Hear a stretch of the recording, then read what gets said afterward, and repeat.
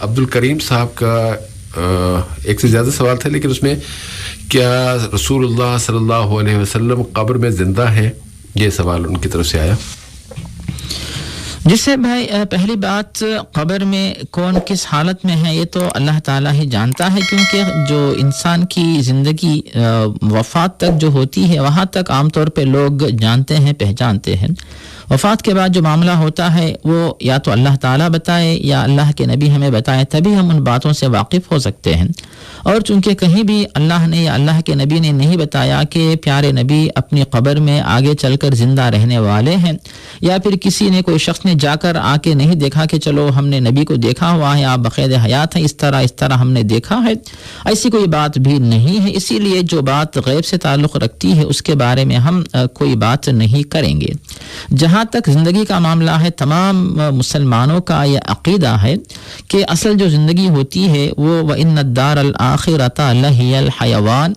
سورہ عنکبوت کے آخر میں اللہ تعالیٰ نے بتایا کہ حقیقی زندگی تو آخرت کی زندگی ہے، یعنی جو انسان کی جو دنیا کی زندگی ہے وہ مختصر اور عارضی ہے، اور حقیقی دائمی زندگی آخرت کی ہے. اللہ تعالیٰ نے آخرت کی زندگی کو حقیقی زندگی قرار دیا تو وفات کے بعد بھی انسان کی زندگی جاری رہتی ہے، لیکن وہ جو زندگی ہوتی آخرت کی دنیا سے بالکل مختلف ہوتی ہے. اس کے بارے میں ہم اتنی ہی حد تک بات کریں گے جو باتیں ہمیں بتائی گئی کہ اللہ تعالیٰ کی طرف سے فرشتے آتے ہیں، سوالات کرتے ہیں، اور نیک لوگوں کو قبر میں آرام ملتا ہے اور برے لوگوں کو قبر میں بھی سزائیں دی جاتی ہیں. تو مرنے کے بعد صرف نبی کے بارے میں ہی نہیں بلکہ فرعون کے بارے میں بھی قرآن مجید میں مذکور ہے کہ فرعون کو جو ہے جہنم کی آگ میں اسے پیش کیا جا رہا ہے. تو مسلمانوں کو آرام ملنا اس پر ہمارا ایمان ہے، اور جو کافر اور مجرمین اور گنہگار ہیں ان کو سزا ملنا اس پر بھی ہم ایمان رکھتے ہیں. لیکن وہ کیفیت کیسے ہوگی، کہاں پہ ہوگی، ہم اس بات کو نہیں جانتے. برزخ میں سب معاملات ہونے والے ہیں. اور بعض لوگوں کا یہ کہنا کہ پیارے نبی دنیا کی طرح ہی قبر میں کھاتے اور پیتے اور مباشرت کرتے رہتے ہیں، تو ان باتوں کی کوئی دلیل نہیں ہے. ایسی من گھڑت باتیں اسلام میں یا مسلمانوں کے درمیان پھیلانا یہ جائز نہیں ہے.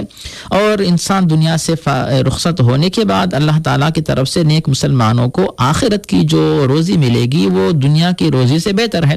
جب نبی محترم دنیا کی روزی سے، دنیا کی زندگی سے فارغ ہو چکی، پھر وہاں کہنا کہ وہاں پر بھی پیارے نبی کو دنیا کی روٹی، دنیا کا پانی مل رہا ہے، تو حقیقت میں پیارے نبی کے مقام کو بڑھانے کی بات نہیں بلکہ گھٹانے کی بات ہے. پیارے نبی اب آخرت کی زندگی کے مستحق بن چکے ہیں، وہاں پہنچ چکے ہیں. دنیا میں کبھی روٹی کھاتے، کبھی بھوکے رہتے، اور کچھ نہیں ملتا تو نفل روزے کی نیت کر لیتے، یہ حالت آپ کی تھی. تو آخرت کے بارے میں یہ کہنا کہ دنیا کی طرح پیارے نبی کا کھانا پینا تھا، تو یہ پیارے نبی کا احترام نہیں بلکہ بے حرمتی کر رہے ہیں. پیارے نبی کے مقام کے مطابق آخرت کی غذا پیارے نبی کو مل رہی ہوگی، اور یہی ہماری امید ہے.